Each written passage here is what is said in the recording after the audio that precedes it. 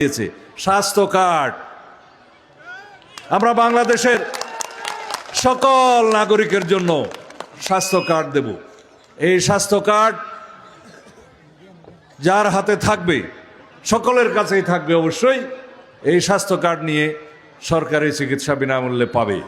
এবং আমার দরিদ্র ভাই বোনেরা, মা বোনেরা যারা আর্থিক কষ্টে আছেন, যারা অর্থ কষ্টের জন্য উন্নত চিকিৎসা পান না, তাদের জন্য আমরা সরকারি এবং বেসরকারি পর্যায়ে সরকারি খরচায় উন্নত চিকিৎসার আমরা গ্যারান্টি দিচ্ছি। আমরা বলছি সবার জন্য স্বাস্থ্য, এই হচ্ছে আমাদের নীতি। এই দেশের কোনো নাগরিক বিনা চিকিৎসায় মৃত্যুবরণ করবে না। আমরা বলছি কৃষকের জন্য আমরা কৃষক কার্ড দেব। ক্ষুদ্র কৃষক হোক, বড় কৃষক হোক, মাঝারি সারির কৃষক হোক, সে পশুপালন করুক, মৎস্যজীবী হোক, লবণ চাষি হোক, ধান চাষ করুক, প্রত্যেকের কাছে এই কৃষক কার্ড থাকবে। তারা আবহাওয়া রিপোর্ট পাবে, তারা কৃষি লোন পাবে, তারা ন্যায্য মূল্যে কৃষি উপকরণ পাবে, বীজ, সার, কীটনাশক সহ সকল কিছু ন্যায্য মূল্যে পাবে। আর তার উৎপাদিত দ্রব্য যথাযথ মূল্যে সে বিক্রি করতে পারবে, সরকার তার ব্যবস্থা করবে।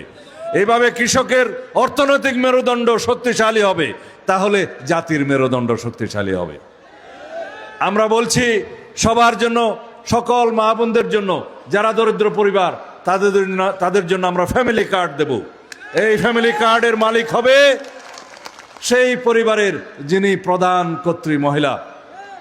তার অর্থনৈতিক সচ্ছলতা আসবে, তার মর্যাদা বৃদ্ধি পাবে, সামাজিক নিরাপত্তা বৃদ্ধি পাবে, তার পরিবারের মধ্যে তার সম্মান বৃদ্ধি পাবে, তার সন্তানরা লেখাপড়া করে দেশের সম্পদে পরিণত হতে পারবে।